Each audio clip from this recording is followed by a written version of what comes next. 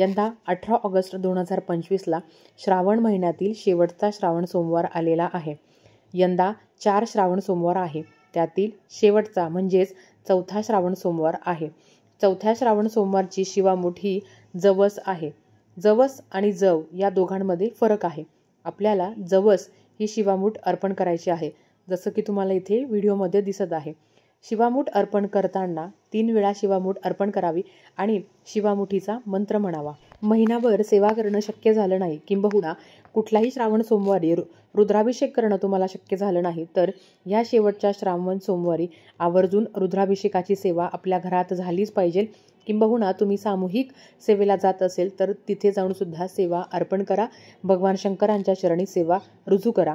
ज्यांना काहीही करणं शक्य होत नाही त्यांनी कच्चं गाईचं दूध घेऊन भगवान शंकरांना अर्पण करावं आणि फक्त साध्या पाण्याचा जरी अभिषेक केला तरी सुद्धा भगवान शंकर आपल्यावर प्रसन्न होता.